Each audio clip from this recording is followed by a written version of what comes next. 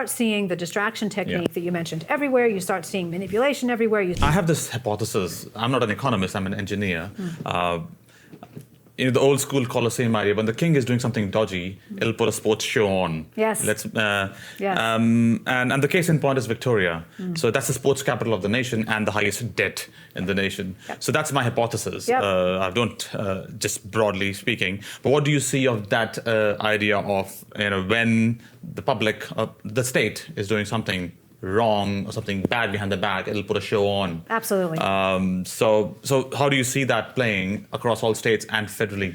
I think that's absolutely 100% one of the big chapters in the playbook of the manipulator, as we would say. I gave a TEDx talk a year and a half ago or so, which was banned by TEDx, but you can still find it, thanks to Jeffrey Tucker at Brownstone Institute, called The Manipulator's Playbook. And I talk about how it's a version of what you just said, a flavor of what you just said. So people's most sacred desires, particularly our love for each other, has been hijacked and reformulated, manipulated into manufacturing support for destructive policies over and over and over again. And we saw that in COVID, for example, when the state actors and the federal acting bodies, particularly the National Cabinet, were enacting policies which were very anti-human. They were very against what was good for the economy or people.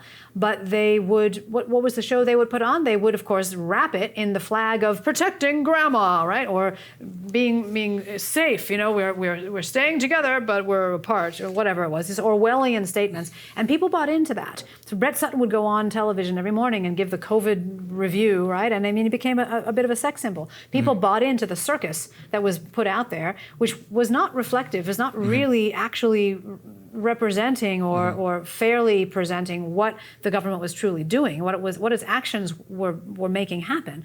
It was wrapping in the flag, essentially, wrapping in the flag this really negative policy dimension. But you also see this in areas where the show and the real policy are very disparate.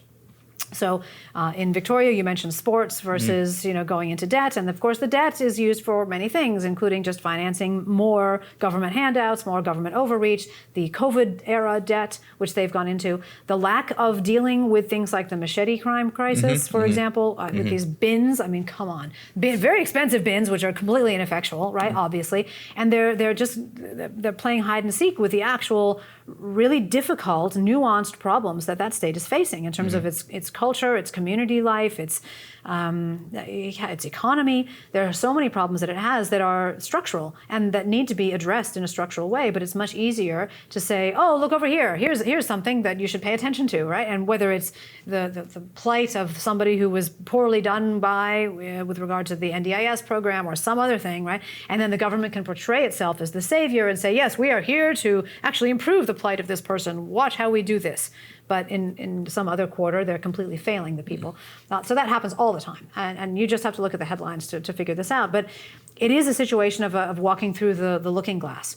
Before you've walked through the looking glass, and a lot of people, I think when they're young, have this experience, you read the headlines, you read what the government officials say, and you believe them. You think, yes, well, that sounds good. We certainly don't want our grandmothers to die, do we? So yes, we should do these things. We should lock down, and and you're not really thinking through the logical consequences of things. You just take an authority figure's speech as reality. Once you see that most things that come out of politicians' mouths are actually intended to manipulate you into supporting what they want to do, which is not necessarily something good for people, then it's really hard to unsee that. And then you start seeing the distraction technique that you mentioned everywhere. You start seeing manipulation everywhere. You start seeing it as a drama, as Shakespeare said. The men and women are only players. Very true, particularly on the political stage.